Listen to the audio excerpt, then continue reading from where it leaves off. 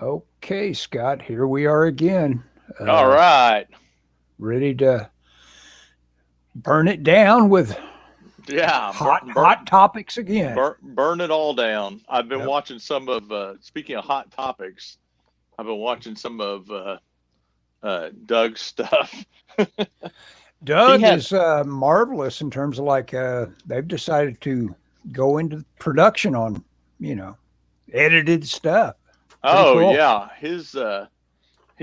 He saw, I watched one, and I don't watch all of them, but I watched one that was about, false prophets that I thought was Uh-huh. really good because the biblically the test for a prophet is if they're right. If they're wrong, they're not a prophet. Yeah, yeah. And he had all these clips of all these people saying, God has told me that this or that will happen, and he was very clear, and he was right. He's like, the problem is when you say that, you say God told me this, Yeah. and it was not true, then you're not only you misrepresenting yourself, but you're potentially doing damage to the truth of the gospel and the truth Hmm. of that God does you know prophesy to people, which Hmm. I don't know if that currently happens or whatever. That's a whole nother topic. But anyway, I thought that was interesting. But it's amazing how many views he gets on this stuff. Can you imagine anything much more terrifying than suddenly realizing God was talking to you? No, I no, can't. I can't. I mean, no, I cannot. Dracula could run up behind me and give me a jump scare, but I don't. I think it would settle in very deeply with me in terms of things about if God was talking to me. And I would say it depended on the circumstances and what he told you. I would be yeah, terrified sure, sure. I to mean, go. yeah. I Well, mean, if to you were some of the being some of the given men, what do you call it? Given orders. Yeah, yeah, like, yeah, and that'd be rough. yeah, I mean, and yeah, I would be terrified. Some of the examples that he had were people that should have known better and had no business, obviously, making some of the statements they made. And again, not that I mean, I don't know. I mean, obviously, oh, I lost this. I was looking for my script everywhere. It's under that piece of paper. Uh, I believe that God speaks, and I believe that God speaks to people all the time, but I think that's different than prophecy. These were people saying, God has told me this, and this is something that is happening in the future. Yeah. I believe that God will direct your actions, maybe not necessarily with a voice, but I think when you go out, when you put yourself out there and say, God told me this, and this is what's going to happen, be it in the election or whatever.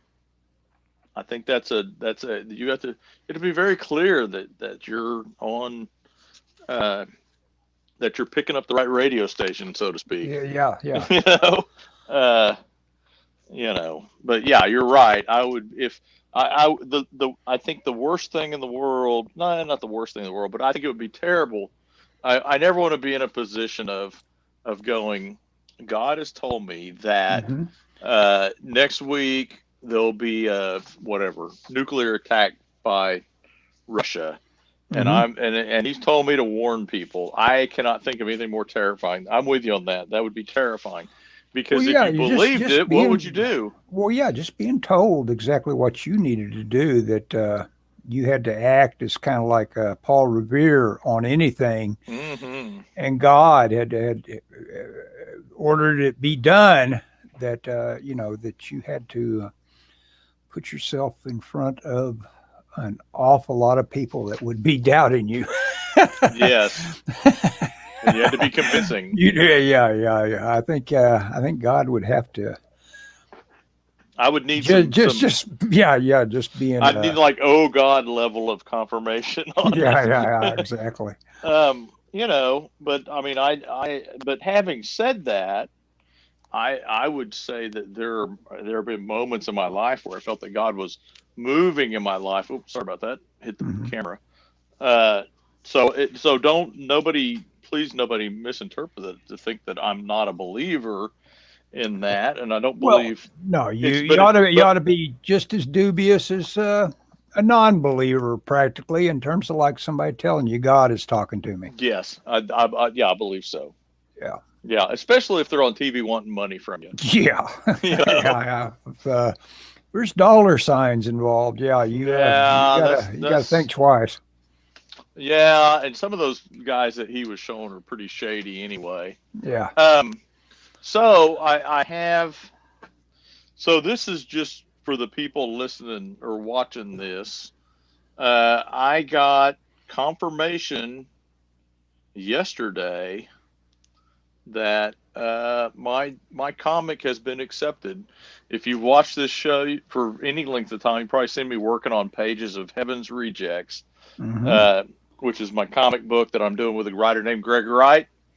Greg emailed me yesterday and said that the comic had officially been submitted, which we've been working under kind of the idea that a publisher would publish it. We had a publisher that was interested, had seen work in progress, had seen the first issue, and had told me, "Oh yeah, I want to publish this." But nothing is a thing until it's a thing. That's right. And we yesterday got confirmation that Heaven's Rejects will be published. It will not be announced. Probably until the fall, which is not my favorite timeline, but it'll be published by a publisher called SourcePoint Press. Hmm. And again, this is not an official announcement because they can't officially announce it. There's some uh, I'm going to say legal things that they can't, and I can't really go into it, but there's some legal reasons they can't officially announce it until then. Hmm. Um, Oh yeah, uh, yeah, yeah. You told me about it. okay, It's yeah, interesting. yeah, it is interesting. Sort of, but they are going to publish it. They've agreed to publish it. It's not on the schedule yet, but it probably will be published in the uh, in the first part of next year. That's what I'm hoping. Uh, Excellent. yeah, I'm very happy. I mean, like I said, I knew it would be, but nothing is a thing until it's a thing, Hmm. and my worst fear was that I would have spent what, year and a half, 2 years, maybe Yeah, longer on this and that project. and it always bugged me about that, Scott. I couldn't imagine because of the automatic hassle of fighting over who gets to do what with the property that is co-owned. Oh It's yeah. it's like, good Lord, that could literally be just everything you've done is just in a hole now. Oh, absolutely. I mean, well, and what's interesting about that is, I am there's some stuff that I've done stuff with that I would like to do more stuff with that I can't Hmm. because of that. And it wasn't anything I necessarily created, but Yeah, stuff I worked you on. you collaborated on. Yeah. Congrats from Sinju and Fly Oh, Fox thank Pro you. is Thank you. checking in, and Oh, thank you. Thank you. Yeah, I'm and like last week, SourcePoint Press has announced that they made a deal with Simon and Schuster to distribute all of their books, and so the project, from the time I agreed to do it with Greg and until now, the company has really just grown and grown and grown and grown, and so I feel like I really got in on the ground floor of a yeah, company that's going better. Paperwork needs signing too, I bet. Yeah, that's yes. There's some of that, but none of, because so so apparently there's a, because of potential ownership conflicts with a spouse, and not mine, hmm, of a creator on the book. It has to wait until the fall. Mhm. That's about as vague as or as general as I'm comfortable getting. Mhm. Um, and so because of that, I'm kind of hamstrung on, or we are on what we can do Mhm. until then. Um, For so better or worse, for richer or poorer. Yep. yep, yep. I mean, if you You agreed to it. You signed that agreement. Yep. yes, you stood up. You transacted. Yep. And not me. I'm happily Yeah, yeah, married. yeah, yeah, This is one of the other creators. yeah. I've got the covers back, or I got the first cover back, and I'm very happy with it. I'm happy with the I, logo. I've never been happier sending you my series of improvements on it. I, I That brought forwarded. out the art editor in me, didn't it? I tell you, Yeah, oh yeah, it did. Ellis immediately fired back four different for versions revisions, yeah. of the yeah. One of them they liked, by the way. They liked the idea of the tail. So the Heaven's Reject logo, the one we're going to use, has a like a tail, like a Yeah, yeah, demon's yeah. tail. But That yeah, Flyfox Pro congratulates you. He oh, says, "Did Scott make it big time?" No, he not yet, not yet. yeah. So if you missed it, my book Heaven's Rejects was officially accepted by SourcePoint Press. Now they can't announce it because of Things. things. Yeah, they can't announce it officially until the fall. What Um, does Shinzu mean by this? I used to work for an Irish wholesaler, and we got lots from Simon. Oh, okay. what? I don't know. I saw the word Irish and automatically thought of liquor. I don't know why. I had dyslexia on that so badly. So, I don't know. yeah, yeah, exactly. Irish. But I'm not anyway, sure I want Ellis to critique my art. Might hurt my feelings. I can guarantee it, Flypox. oh, absolutely. But No, but no, I'm pretty gentle. I think. I don't know. oh, bull. Oh, okay. Yeah, yeah. No, no, no, no, no, Well, no, you no, know no. what? A guy doesn't realize it. You might just be like, you know, Oh I, God, I'm the worst. I know what critiques usually do to me. Yeah, I you avoid I them. I internalize them. Yeah, you're right. Yeah, I do. Hey, no, trust me. I have this. So at work, that's something I do. I mean, I have a dozen artists that work under Yeah, me, and you've I got an and art I I direct. I 100% have to critique work every single Sure. day. And I had a guy today that I had to set him down and say, "Look, dude, this ain't cutting it." you Yeah, yeah, know? yeah. And I mean, and they know they've all gotten used to me, and I'm nice about it. It's nothing personal. I mean, none of them. And the thing is, as a supervisor or whatever, I try and make sure that all of my employees are secure enough in their job, and that they know that I respect them enough that if I have to critique their work, they don't. It's not a they don't. They're not in fear that I'm going to fire, which I don't think I can fire them anyway. But Yeah, I'm so not. Yeah, I may not have that ability, but yeah, I could probably get rid of somebody that I didn't want in there. But I mean, I respect everybody that I work with. Oops, sorry about that. Um, and so if I critique them, they understand. But they also know if I compliment them, it's a great thing, because I don't give out compliments too willy nilly. The so uh, so that's so right. That's right. That is my typical critique, Flypox. This just ain't get cutting the mustard. get Get good. good. Oh no, you said that, didn't you? You said this ain't cutting the mustard. Yeah. Yeah, well, yeah. The so we had a guy apply one time, and I ended up hiring him, but he applied, and so he had a portfolio, and so one of the artists asked me, "What do you think about his portfolio?" And I go, "Well, it didn't blow me away." And he goes, "Well, nothing ever blows you away." Well, yeah. You're looking at a variety of things. You're looking at guys that do 3D and, but mostly that, right? They aren't usual traditional sculptors, are they, or are they? Oh, I have three traditional sculptors that work under me. Wow, cool. Do Yeah, they typically use Sculpey or do they use clay, just clay? clay.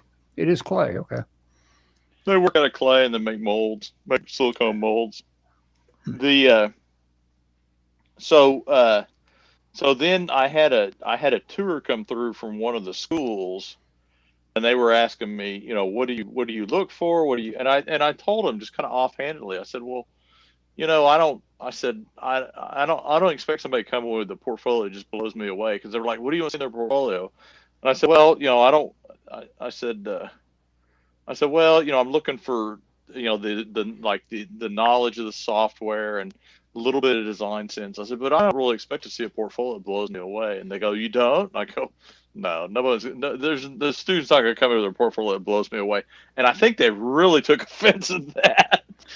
Well, yeah. Well, I tell you, some of this Otis stuff, some of the guys that obviously, you can always tell somebody that doesn't have to be prompted to work. Yeah, When you see some artwork that looks like, man, I wish I was as good as you were when I was your age. And yeah, believe me, there's a lot of those at some place like Otis. sure. And I say there's a lot of them. No, it's actually a semi still rarefied thing. And of Yeah, course, it's all based on who is out there, and you can't keep them from not working. yeah. This guy that was a good friend of mine in San Diego, and we shared a loft at one point. We had a group that, and he became a storyboard artist for Disney and Sony Films. Oh, And yeah. really, really, his talent is really well thought of. But the basis of that talent came early on with him just filling up line notebook sketches. But that's what he was using was just regular old notebooks Yeah. in school. And, he had, you know, several feet thick of them. You couldn't stop the guy. And it was all just, can anybody do this much original character design And and still be not be bad, yeah, not be great. yeah, Yeah, exactly. yeah. He just was nonstop on the character design. What And what if you want to look him up on Internet Movie Database, it's Jeff Ranjo. It always surprised me Oh, yeah, I've heard him. that he didn't ever actually direct a film, but of course that's a whole nother Different, personality disorder, being able a to direct.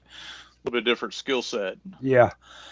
But So, he was given just totally top of the line credit on a couple of their animated things. You know. so one of the things and I think I may have said this on the show, and if I have, I apologize. But my father's been real sick, and so I've been over my parents quite a bit. And my mom was cleaning out one of the rooms and uh, gave me a folder or a box really of paperwork, and in it there were a couple things. One of them was something I found where it was called Scott's Art Book, and literally it's like from second grade. I had done a bunch of drawings on loose leaf paper and kind of Mm-hmm. kept them together, and it's like, whoa, I barely remember doing that. And That then must have there's been cool to look at those after all these Oh years. yeah, it was very cool to have that. I was like, whoa, this is pretty cool. And then it made me want to look around for more art because I know there's a bunch of it out there, or Mm-hmm. at my parents, I should say. Um, so the other thing I found was a and it wasn't in there. It was a separate piece of paper, and I remember it was from when I was a little bit older, maybe fourth or fifth grade.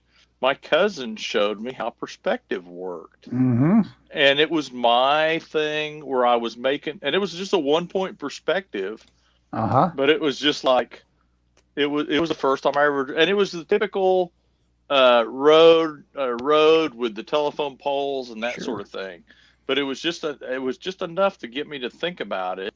Mm-hmm. And then later, he kind of showed me how 2-point perspective worked, and the idea of the different angles going to the different different vanishing points and stuff. And I found that, and I was like, oh my gosh, I had forgotten about. Mm-hmm. I remember doing it. I didn't realize when I saw it, I immediately knew what it was. Uh-huh. And I was probably in maybe like third or fourth grade, and I remember going to art class, and the teacher talking about perspective, and me knowing it, and the teacher being or knowing how it worked, and the teacher just being blown away that I knew perspective in seventh grade art or whatever. Yeah. You know. Yeah, well, it's something that separates us all, whether how lazy we are about it. The some of the tricks on perspective are pretty easy to pick up just by cracking yeah, observation, man. Sure, and cracking a little Loomis, and it's if you I was surprised. There was no Loomis in my house. Yeah. I was surprised Stanley Kubrick when he looked. Kubrick had an extremely famous set designer that worked on a lot of the Bond films. You might even know his name, Scott, because you know Bond so well. The trivia of Bond. It was oh god, what's that guy's name? What is that guy's name? Probably the guy that did Goldfinger. He's got an odd name. Yeah. Yeah. The set designer that.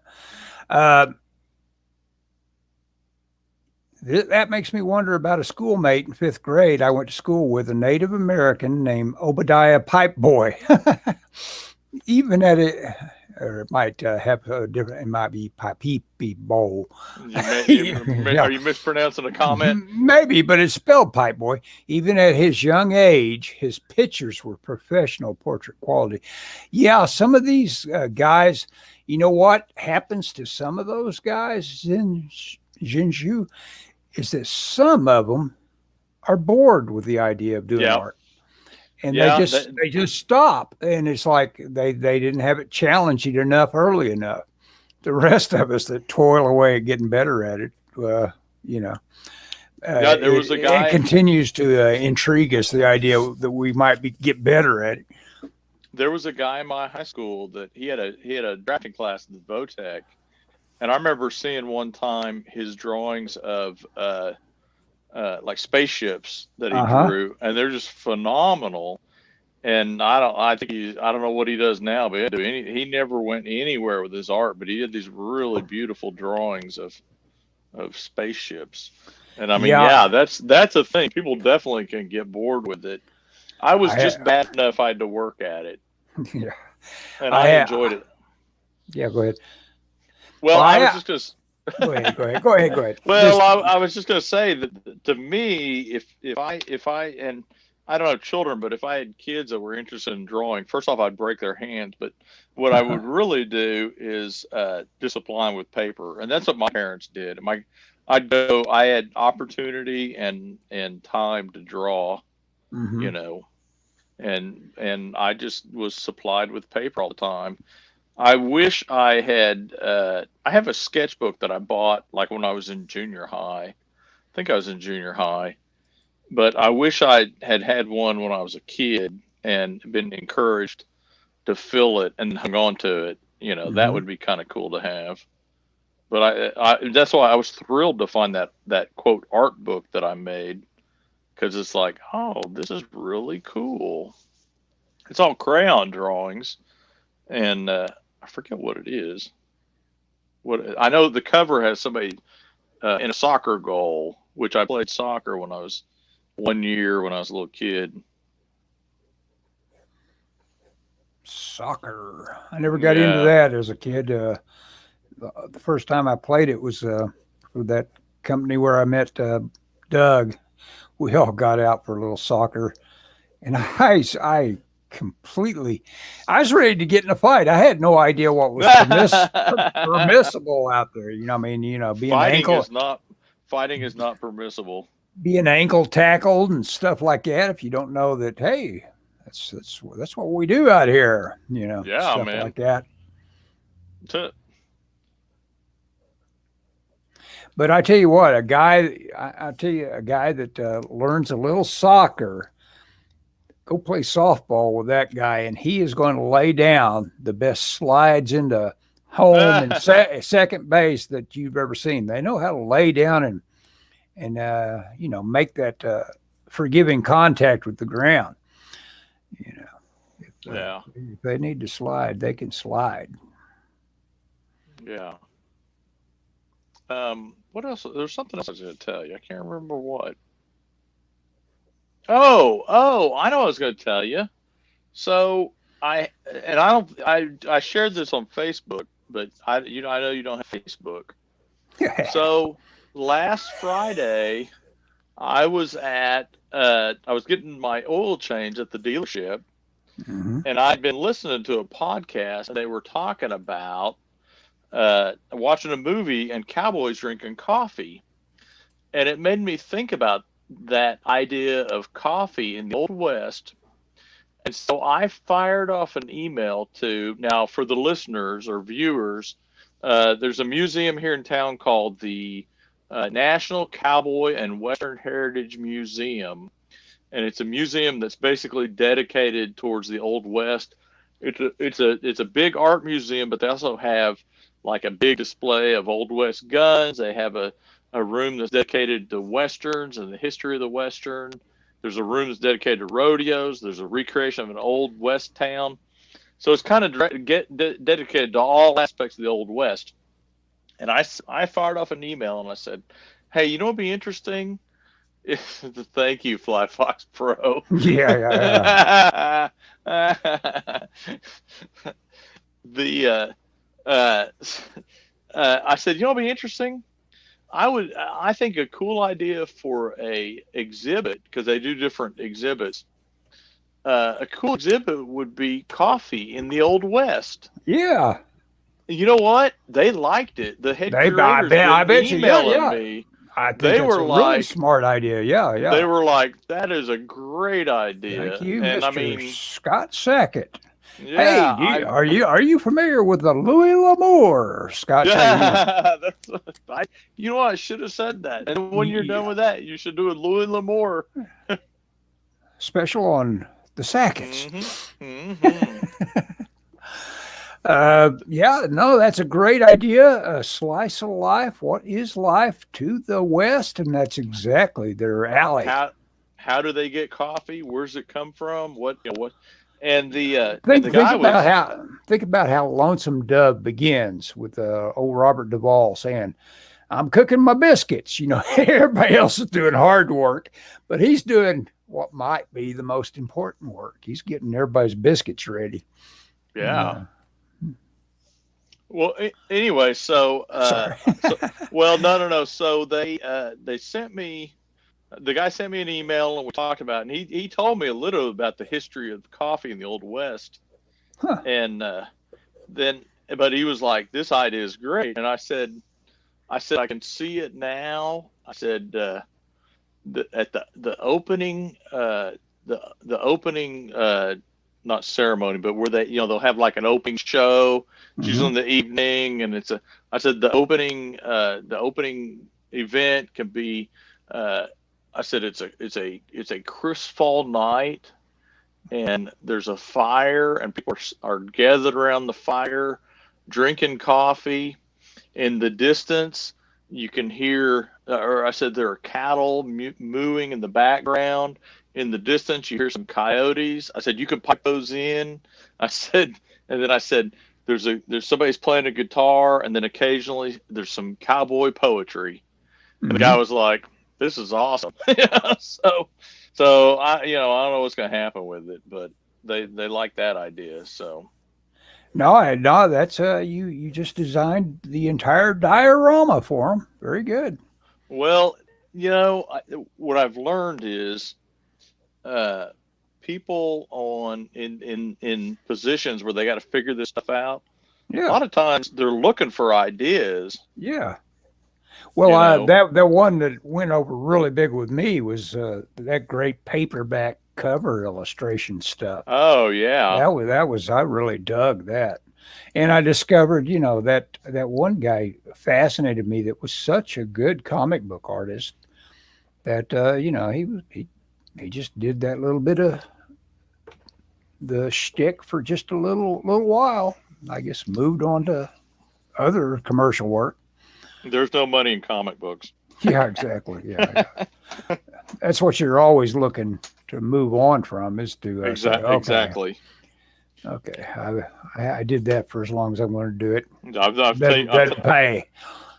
Well, my theory, my whole goal with comics is that it becomes an early retirement kind of gig, or something that I can do when I'm, it's like, okay, you do it because you're like me. You've got like, if you only do a panel a day, you're working along on it. You never know by the time. Is the cowboy poet Baxter Black still around? Get him to show up.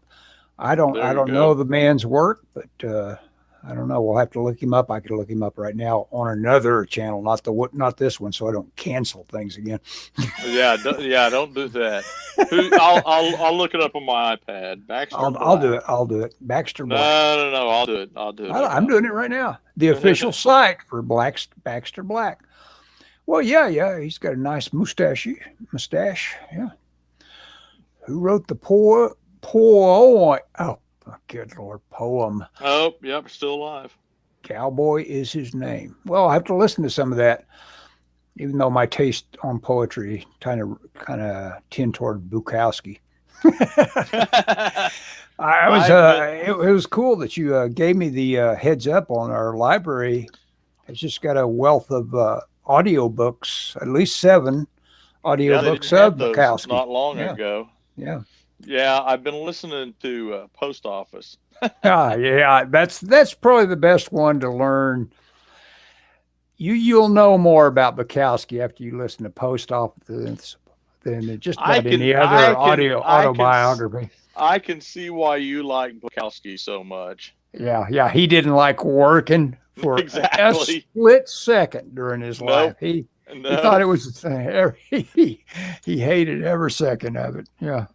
Yep. He did not. He got nothing out of work. Yeah. Well, and I say you can learn everything about Bukowski, but maybe it's not so much in Post Office. But the guy was seriously criminally abused as a child by a dad that just basically thought you could give a good beating to a kid for not having the lawn exactly, you couldn't have it a centimeter off for how you mowed it and groomed it. And it would become an all-day, 2-day project for Bukowski to get that lawn done right and still get a beating. Yeah, that sucks. Yeah. I'm sure just the stress of being that kid is part of what leads to something like cystic acne developing, because you don't realize it. Your stress comes out in your skin. I could see that. It's funny you say that. My job, my place of work is very stressful, and I've talked to a few other employees, not my employees, but salesmen and stuff, who I talk to them and they're just like at wit's end on this stuff, and I tell them, dude, you're gonna put yourself in an early grade. There are people, 10 or 20 years younger than me, and they're just stressed out, and it's like, dude, man, you can't. Hey, look at this. Shinju points out the best poem for that.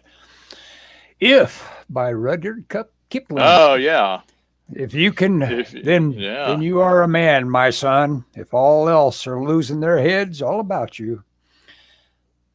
my favorite read of that is in Apocalypse Now.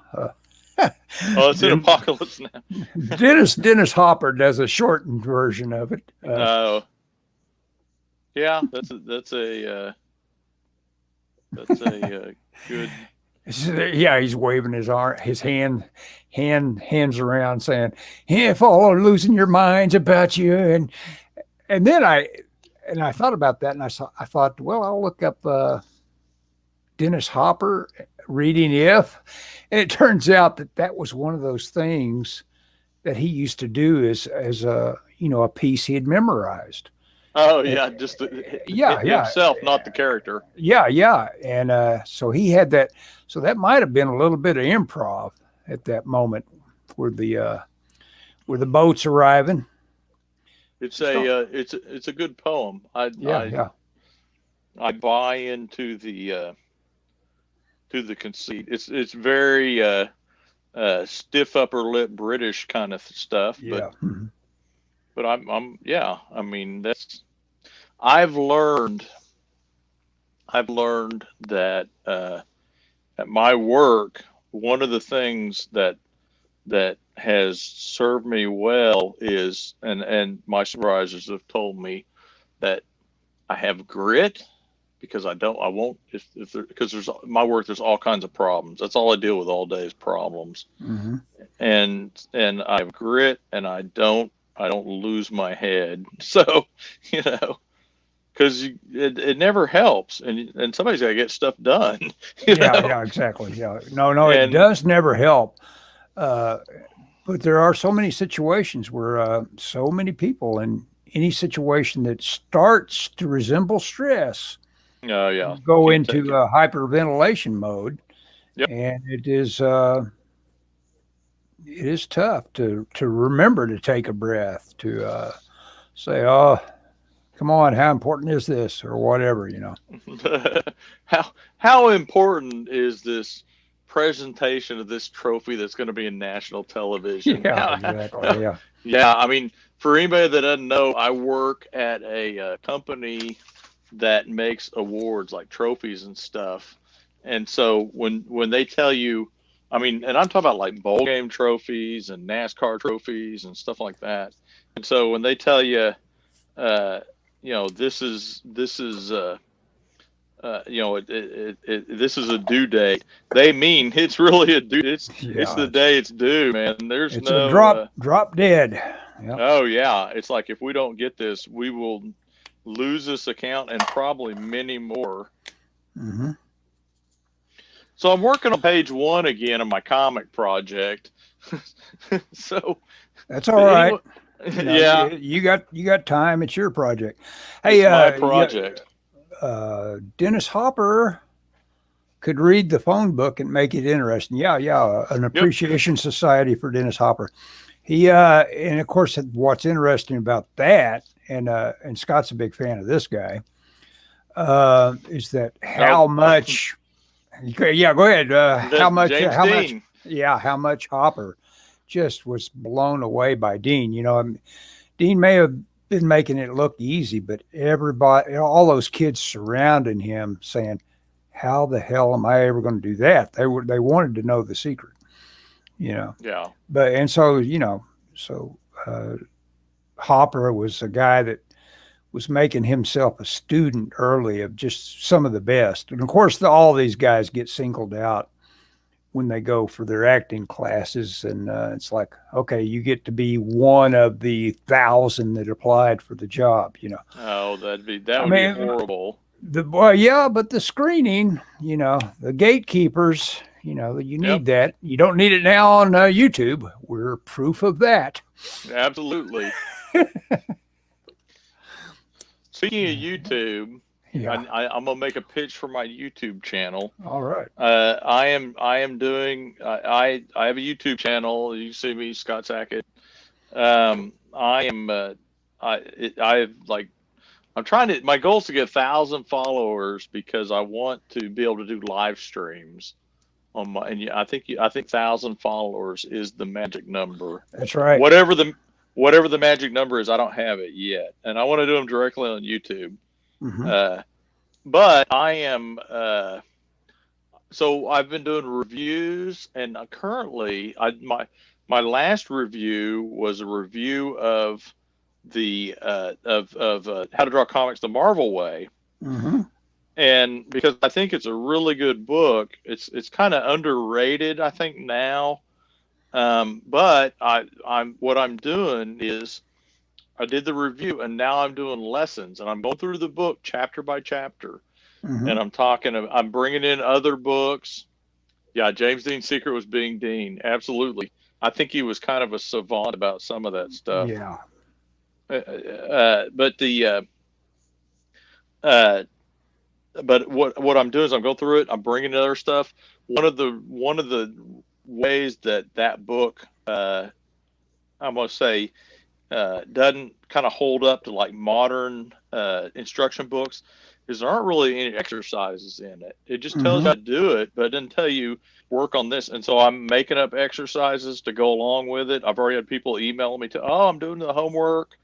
You know, Cool. Cool. I mean, it's crazy. I've had lesson one up for I think 2 days, and I've had like I don't know, like 40 views or something, which doesn't sound like a lot, but I only have 250 followers. So, Well, it just yeah, shows you that that's why you need that 1,000 followers. That reviewing stuff. Think about it. Think about how many reviews and takes on the Snyder Cut appeared yeah, overnight by all these guys that have a pretty good audience. And of course, nothing could be more obvious to do. Red Letter yeah, Media had theirs. Theirs. That's the main one I watched, is because I like their material. But yeah, that's what you do when you get that 1,000 mark, that plateau. You get people that would be interested in your take on the Snyder Cut. You know. yeah. Except I'm not gonna watch the Snyder Cut, but anyway. Yeah. So okay. So James Dean. I'm gonna talk about James Dean for a second. James Dean. Okay. And I've read a lot about James Dean, and I mean, obviously, I've seen the movies. I'm a big James Dean fan, and I think one of the keys to James Dean is I think he was a very emotional person. Mm-hmm. I think he was one of the just a very emotional person. Um, and part of that was he lost his mother at a very young age, and his father sent him to live with his uncle. Mm-hmm. And so his uncle, his grandparents, something, but his father basically abandoned him when his mother died. And when he was young, James Dean was fairly close to his mom, according to what I've read. And so I think that made him a fairly emotional person growing up. And so I think method acting came very naturally to him. This idea that that he's used to having being an emotional person. So all of a sudden it's like, okay, you use that in your craft. Well, is And he? so Do we know he was emotional? Because you could also be a guy that set on your emotions and had to have it come out in acting. I don't no, know. no. Several people have talked about Okay, talked about how in touch he uh, was with emotions. well, yeah, and but he was, there are things where people have ex girlfriends and stuff Uh huh. talking about his sense of abandonment, and Hmm. from his mom dying so young, and I think there's something, and so I think part of it was James Dean trick was being James Dean, Yeah. absolutely, but I think part of it was he was an emotional person, but he was kind of private too, and Hmm. Well, that's what I'm thinking. That I would hear about Dean was that he'd be quiet at a party, but then everybody'd be coming over to him. He wouldn't be making a big show of being the guy that was being the life of the party, but then he'd be the guy that attracted everybody. yeah, no, Which I don't. I mean, I don't think he was the guy that was the life of the party for sure. no, Just no, yeah, yeah. He was also. I read this as a kind of a semi criticism of him, that he was the kind of guy that would go to school on just a little bit of something, but get really good at. Well, it's like reading a script or whatever. He would figure out a little bit of stuff to where if he had to talk to somebody on a topic, he would have just enough of it canned that he could seem to be oh yeah, how I how used to to work win with how to win friends and influence people, basics of being able to talk to them about something they were interested in. oh yeah, he when he was in New York for a while, there was a game show, and I forget the name of the game show, but it was one of these deals that you had to do some kind of physical feat, and he was one of the guys that was hired to test him out. And supposedly, every feat that they put before him, he could figure out a way to do it. You know, Interesting. Yeah. but Yeah, I he think he was probably just one. got a lot of intelligence, obviously. Well, I think he was just a guy that would sit down and figure out how to do something. Yeah. You know, he thought about stuff, and I think that also helps with method acting. This idea Mm-hmm. that, you know, well, how would this person feel, and then, you know, Mm-hmm. Oh yeah, yeah. Being the guy that ruminates on this or that, I mean, uh, there probably is a little more IQ than we give actors credit for. At least a type of intellectual sure. depth that Obviously, it it's depends on the not actor. average. Yeah, yeah, it's not average. Yeah, yeah. I don't I've know that been Jack Black has any of that, but you know, Jack Black. I tell you, I've just got into this. Well, I didn't get into it. I went instantly through it of Jesus' Son by is it Thompson? Dennis Thompson. Yeah, I believe that's right. And man, is that great fiction? It's great writing, and I tore right through this collection of short stories, and there's about 10 of them. And apparently, they made a movie in like 1999 with Billy Crudup, or however you pronounce it, and Jack Black. And it's like when I saw the part Jack Black plays from the trailer, I says, "No, that is totally. How did you ever cast Jack Black as that guy?" But I'll track it down someday and see it. It's kind of hard to get right now, apparently. And but anyway, Jesus' Son, man, you gotta rent the or get the audio from the library on that. what is it again? It's called Jesus' Son with the possessive after it, so you pronounce it with possesses of Jesus's son. Right. And it's about this guy. It's interconnected stories of a guy that's basically a bad drug addict user, and he just tells a bunch of little vignette stories about a certain period in his life, and it's really good. That's what Yeah, I'm look at that listening to. post office. Yeah, Post office on the old iPad. I started listening to Women. Not sure if I'd listened to it, and yeah, I've listened to it. I've listened to all of them except maybe that one. What was it called? North of South North or something like that. I don't know. Oh yeah. Collection of stories.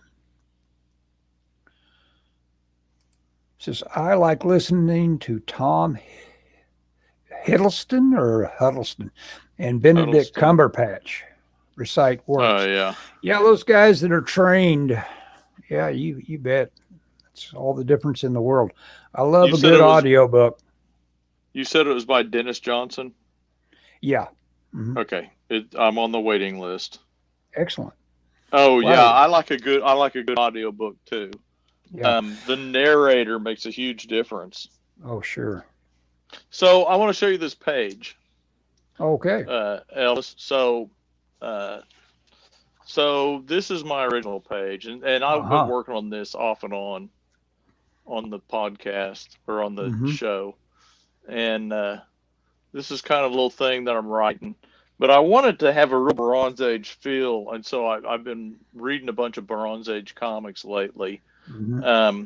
And so I'm like, I got it. And so this is my new. I like that a lot better automatically. It looks more like, for one thing, it looks like you're being easier on yourself. You just got to figure out emotional impact, guide the eye to the only important thing per panel, and sort those out, edit it, figure out what is the most important thing I ought to be doing right now in this panel, and then draw that. Yeah. Well, what killed me on this original one was I had panels like this where, I mean, obviously he's leaving the airport, but there's not really anything going on. I mean, I need to show him getting off the plane or whatever, but I'm like, I can show this, and they're, and I could put, now arriving or something up here, and it's obvious that they're leaving the plane. And then I wanted him to show him picking up the bag, and I was like, well, he doesn't need. And so I thought, well, I'll move the camera a little bit, and I'll just show these people approaching him, which I did hear, but with the down shot, it just didn't work. And I think this looks a lot more menacing. Yeah, yeah, no, You know, you got a little dull Dutch angle to it, and it's much more interesting. Yeah. yeah. And then the last, one, I mean, the drawing is okay, but the layout kind of sucks. And so I kind of am trying to do more of a, you know, more action where it looks Hmm. more like, zoom the camera in a little bit more. Um, and again, like I said, I've been studying how to draw comics the Marvel way Hmm.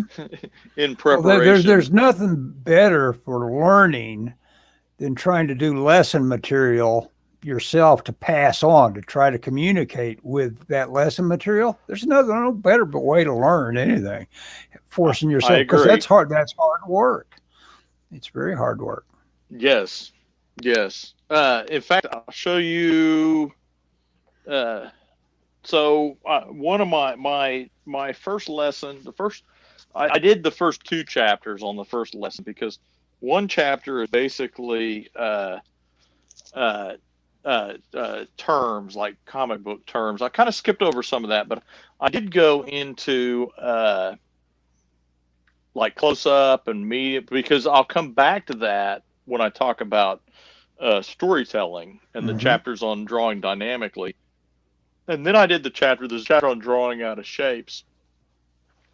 So then I did, and the contention, of course, is that you can draw anything out of shapes if you make Yeah. shapes. And so on that, I'll cover up the thing. I don't know if you saw it, but so I did this. I don't know if you can see. It's kind of light. Uh huh. Where I Yeah. got, it's basically a car Yeah. out of squares, and so then I finished with the truck. And Yeah. Exactly.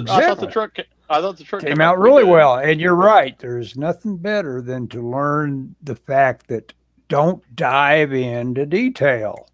Yep, yep, Get your big shapes right, and you have got your, you've got everything properly done. yep, yep. You know. So anyway, so if anybody out Oh, there is not subscribed to me yet, please subscribe, even if you don't want to watch the videos. But I think the comic how to draw comics lesson ones are going to be pretty interesting. And if you ever read How to Draw Comics, you should definitely check it out. Like I said, I start off with a review, and then I started doing the lessons, and hmm. so like this week or probably Saturday this weekend I'll record, and so I did. I think I'll go to chapter 3. I don't even know what's in chapter 3. Uh, well, and I'll tell you what's funny, Ellis. This panel, which is a low shot, was actually inspired by that panel, and I was like, Sure. I Oh should yeah. do that. A You guy know. ought to have all the stuff he's been right click saving off the internet, and open that stuff that you liked it well enough that you saved it. I mean, there's you should never have to work that hard at doing a good drawing. And I say that I'm sitting here Yeah. I'm saying just doodling out of my head, but right here I could supercharge this whole idea of the Hulk landing here just by looking some stuff up of hero pose landings. This it also made me think of Ditko. I remember one of the coolest drawings, and I think it's Ditko, since after all, Kirby and Ditko overlap on the Hulk. But Ditko was showing him jump up in the air and then jump down for full contact before he basically becomes a flying object, and how Oh yeah. The Hulk's hair behaved in terms just like an animator would have it go up and then go drive down with the force of the wind that's just started to whoosh down with his jump, you know. Yeah. I thought, hey man, that's cool. This guy can draw. Probably didn't even know who Steve Ditko was when I first saw that. Oh heck, I was pretty knowledgeable very early on of artists I was looking at, so I probably did. Maybe. Maybe, yeah. I can't be sure. Can't be clear. Yeah. So I told you online I went to the downtown, and I went, and the food court downtown is virtually empty. There's, I think the Mexican place is there, and maybe the Greek place, and that may be it, dude. Man, sad. We Yeah, had a that one lot place. of. Oh yeah, we went there a lot. Mhm. I have many drawings from that little food court area that where you and I have hung out together. Yeah, I And did a that few myself. Yeah. that the one place had they had fried chicken tenders, and then they had great chicken fried steak. Hmm. And there was that old lady that worked there that was super nice, and then the guy that that always worked the cash register. And I'm like, immediately I'm like, man, I wonder what happened to those people. It's like, oh Hmm. man, Well, yeah, I'm yeah, because it seemed like to you they'd been there for years, right? yeah. I mean, they've been there the whole time we've been going downtown, and that's been several years. Hmm. And I mean, it's just like we talked about triangle A&E closing. It's like, Hmm. man, they've been around for 102 years. Yeah, Scott And was telling me this offline before we oh yeah, started. that's right. Yeah, That there's a very famous art locally. supply place here that is closed up. Drafting supply. Yeah. Well, and I talked to I went in last Friday, and the door was open, but they were and the shelves were cleared out. And the guy, I was talking to him, and I said, because he said, well, the writing was on the wall on this thing. He said, well, Sure. and I said, my wife and I go to New York every year, and every single year, at least one or two art supply places have gone out of business. And I mean, this has gone on for years. This didn't even, it seemed like every time I went to New York, there was one less. And Hmm. I don't know. I do not know, and there may be, but outside of Dick Blick, I don't know if there's any more art supply places left in New York City that aren't Dick Blick. Or yeah, I mean, I don't know. And there's There- one that may be, but it was more like an office supply place. But mhm. man, I mean, and it's just I don't know. Well, what I told the guy, I said the problem with art supplies is that all these manufacturers are being bought by other manufacturers, or they're all owned by Rubbermaid. And oh, thank you, Flyfox Pro. I think Flyfox is talking about my YouTube videos. Thank you. I saw that you had commented. I appreciate that. But the problem is, okay, so say several different manufacturers made like pens. Well, half of them are gone, so your choice is limited. The prices have gone up, and the quality has gone way down on art supplies, man. Hmm. It's like paper Oh and yeah. stuff. Yeah. It's crazy how bad paper is. Yeah, paper. Think about the fact that, and this is kind of an atrocity that Windsor Newton, not Windsor Newton, those sable brushes. Who Oh makes yeah, those? Winsor Newton. Yeah, Windsor Newton, Series Yep. 7, number threes. They used to be Oh, that's no, that's a Dick Blick. I've got one here somewhere. Yeah, that used to be the but they standard. changed. Yeah, they changed how they got, you know, how they were made, and I guess they probably reduced the quality. I would assume slightly. Everything always reduces the quality slightly. It seems like. Well, when you eliminate your competitors, you don't have to spend as much money making Yeah. quality products. I don't know where my Winsor Newton brush is at. Yeah, Now I'm like, what? Where'd my I've got brush about, well, go? that's the deal. I've got about four of them, and I was thinking if I'm never going to use these, I may just sacrifice them to the idea of doing some good oil painting with detail. Because I know, okay, I'll show this off. Here's something I've been working on, which is where I'm trying to go lean, which is to say, some people will criticize your when you're trying to paint, and they say, "Get Yeah. some paint on that canvas." That. And but the idea of being lean is where you're treating it almost like watercolor at first and getting washy layers first. And when I looked at Frazetta recently, I wish I had this to where I could easily get a hold of it. But he did this thing with a shark. You've seen it before. She's floating in front of this hungry looking shark.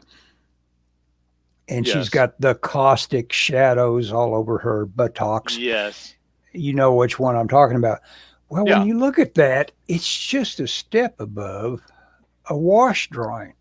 Yeah. And you realize looking at that, saying, man, there's hardly any paint on this. And that's one thing, by golly, that's one thing on my bucket list that needs to be done. I need to go to the Frazetta Museum before I die. And I'm going to, yeah, I think it's in Florida now, huh? Yep. Yeah, I believe so. Oh, Born, I found my brush. oh, excellent, excellent. Yep. Series 7, baby. Yep. Look Yep. at that thing. This is Natasha old. I've had it for International. 20 years. Natasha International says more and more I am pushed to get art supplies from Amazon. Yep. Well, that's the thing is like here locally, we have no choice anymore but to get. I mean, we could go to Hobby Lobby, but they're terrible, you Yeah. know. And so then it's like, well, I mean, Hobby Hobby Lobby Lobby. or Michaels, and Hmm. regardless of how you feel about either one of them politically, the what they carry is terrible. Yeah. I Yeah. mean, Hobby Lobby's the worst. It's Yeah. for it's a for profit, no matter what they claim as a moral stance. Yeah. Well, even beyond any of that, though, I mean, most of the products that they sell, I'm talking about art supplies. A lot of them, what they push are their own brands, which are just cheap Sure. stuff they Yeah. get from China. Yeah. You find that best choice item, right? Yeah, exactly, Yeah. exactly. Anyway, Ellis, we've been going an hour, man. We have been, and we ought to try to stay strict about that sort of thing, huh? Absolutely. Hey, what are you doing Friday? Well, I don't know. You want to run around downtown? Yeah, the weather's supposed to be great. Let's do it. There's a couple things I want to check on Okay, downtown. let let me shoot you an email tomorrow night with an idea of what time I'll be down there. Okay, sounds like a Because winner. Winner. I have to go in, but I should be. I'm trying to work until 10 or 11, but I don't know because it just depends. We're real busy at work, but I don't want to. But I'm trying to keep down my overtime. But tomorrow night when I leave, I'll know exactly how long I need to work in the morning. Hmm. But Yeah. yeah, man. Okay, that sounds like that. Go get your storyboard job. Okay, you're talking about that. Oh yeah. Oh Yeah. yeah. We need to go check that out for We sure. need to go. Yeah, see if we can wander around and wander in and maybe get job work as extras on something. Yeah, there you go. There you go. Okay. Anyway, Okay. We're ending the broadcast, Scott. 3, 2. Anything you want to say? thank you everybody for supporting us. And I'm getting a lot of bleed over on my other social media from this, and that's awesome. That's very cool. I appreciate that. I appreciate everybody's support. 1.